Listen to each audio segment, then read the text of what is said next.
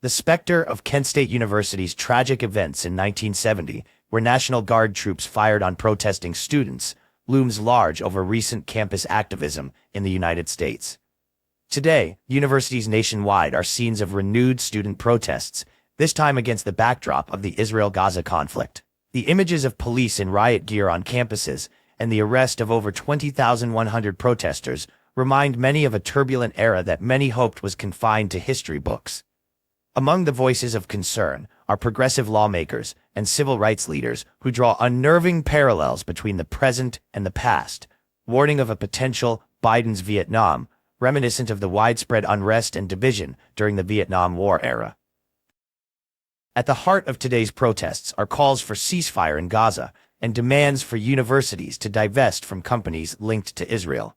On one side, there are student activists inspired by historical movements, asserting their roles as the conscience of America. On the other, administrations are caught in a delicate balance between safeguarding free speech and maintaining order. This tension has resulted in a spate of arrests across the country, echoing the crackdowns of the late 1960s and early 1970s. The recounting of the 1970 Kent State shootings, where 4 students were killed during protests against the Vietnam War, serves as a powerful reminder of the cost of silencing dissident voices. Survivors of Kent State, like Dean Kaller, who was paralyzed in the shooting, watch with wary eyes as history seems to repeat itself. Kent State University, forever marked by the events of May 4, 1970, has become a symbol of the dire consequences of political polarization and the suppression of peaceful protest. The university now strives to foster dialogue among students with differing viewpoints, a lesson learned from its own history of unrest. Nonetheless, the current wave of protests at Columbia University and elsewhere raises fears of a tragic redux, particularly among those who recall the indiscriminate violence that characterized the government's response to the Vietnam War-era demonstrations. The gravity of these contemporary protests and the responses they've elicited draw directly from the playbook of past movements, not just in their form, but in their content.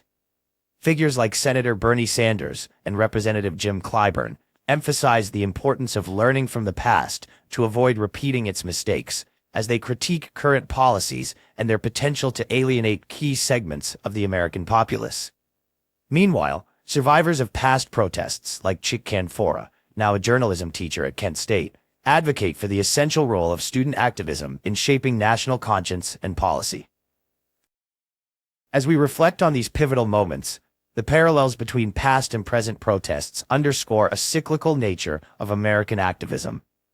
The Kent State shootings remain a stark reminder of the costs associated with political divisions and the suppression of dissent.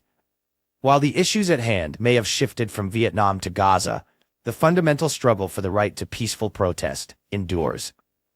The challenge for today's society is to heed the lessons of history, balancing the imperatives of security and the cherished right to dissent, to ensure that the tragic history of Kent State is not repeated.